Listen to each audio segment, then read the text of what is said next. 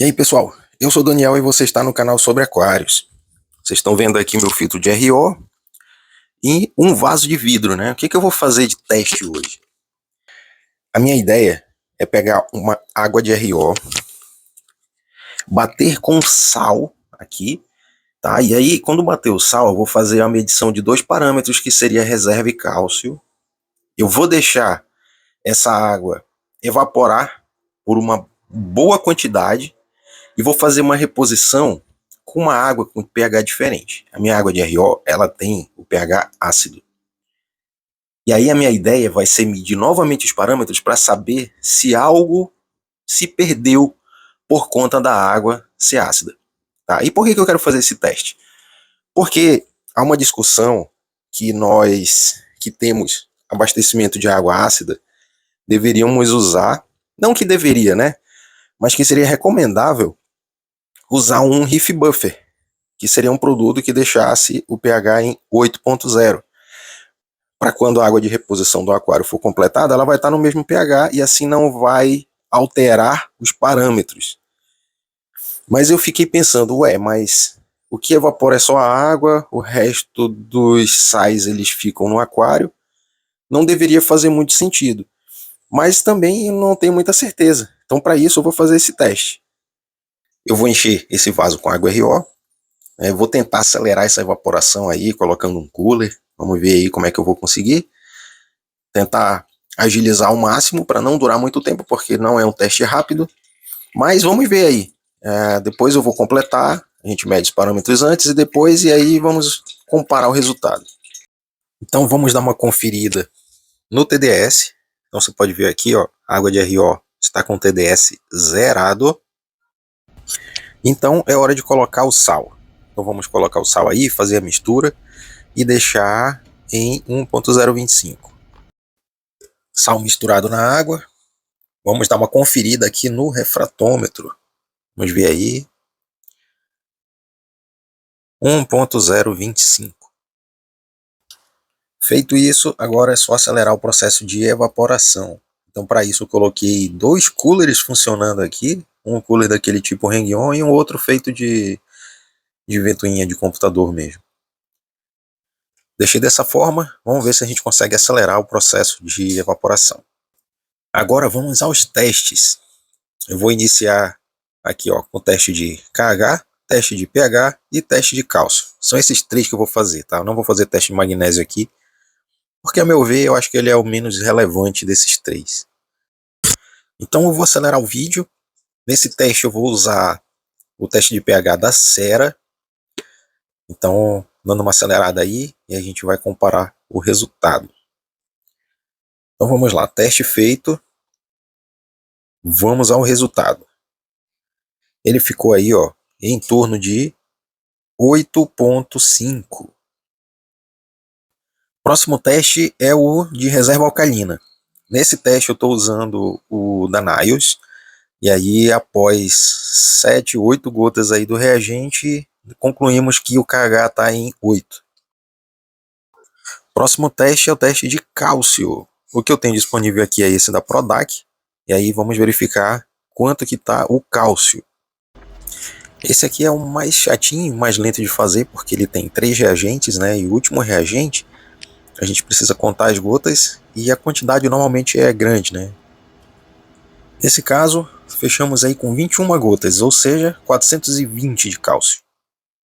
Então, recapitulando, pH 8.5, reserva alcalina 8 e cálcio 420. Agora é só deixar o cooler fazer o seu trabalho.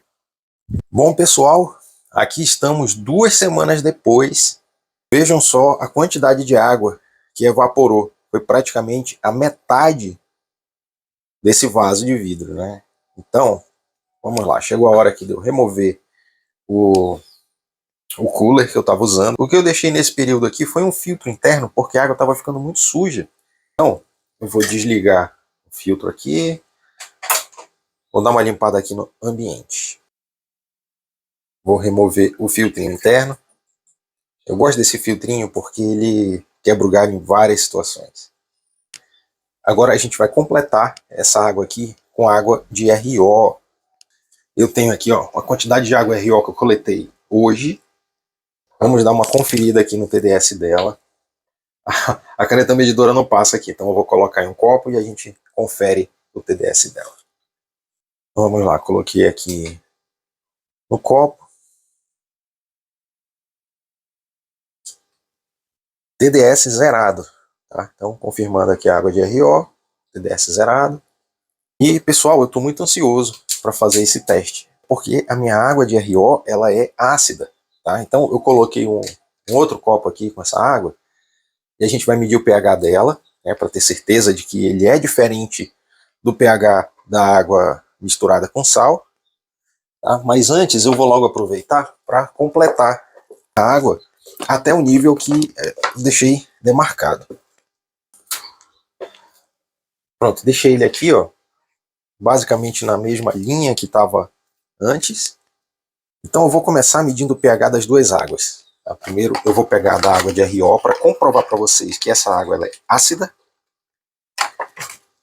E aí, qual é a ideia? Completar, usar água de reposição ácida.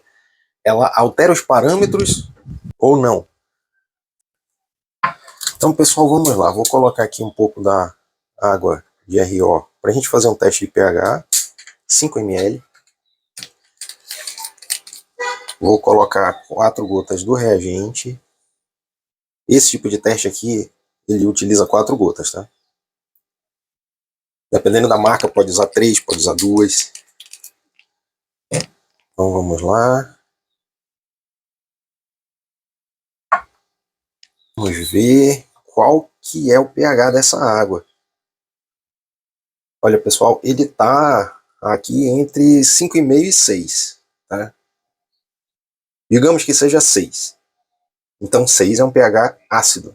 Tá? Então, essa água RO que foi colocada aqui, na metade foi de água com pH ácido.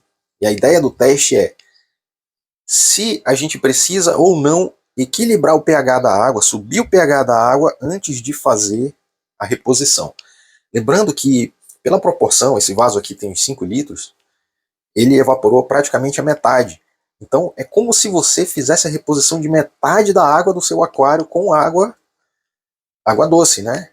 Então vamos lá agora fazer os testes e ver o que teve de alteração de parâmetro.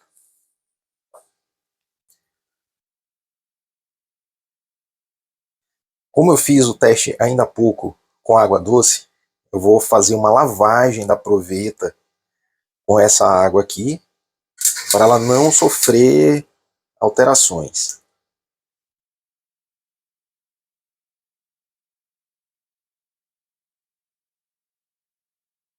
Eu vou fazer uma mistura aqui na água, né, porque eu fiz uma reposição grande.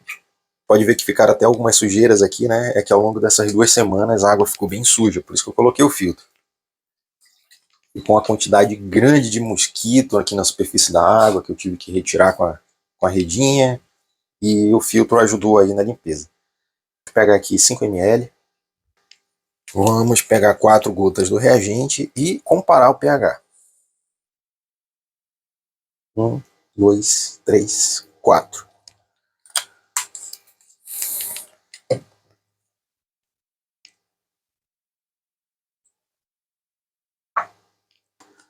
Vamos ver o resultado.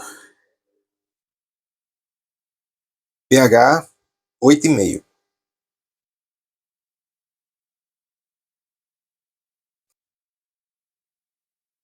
Então é isso, pH 8,5. Agora vamos fazer a medição da reserva alcalina e do cálcio.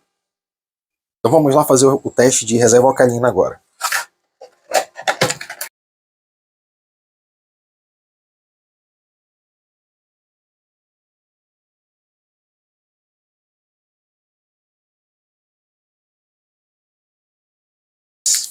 Vamos ver aí com quantas gotas ele vai trocar de cor. Nessas horas um agitador magnético é muito útil.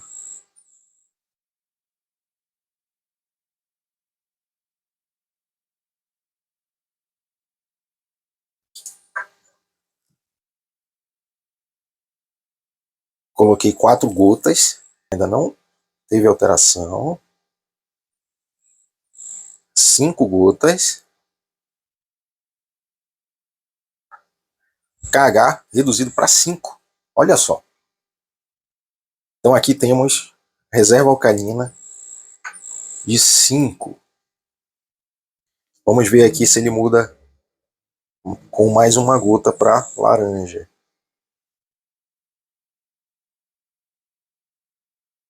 Agora mudou para laranja. Então, posso dizer que o KH ficou em 6. Vamos testar o cálcio.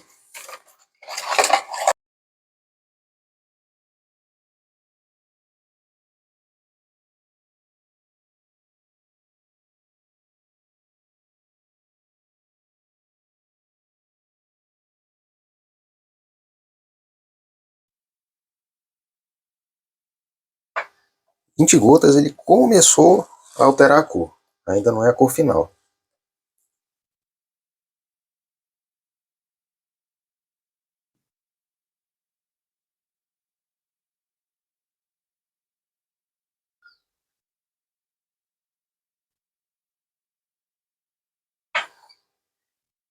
Vinte e uma gotas.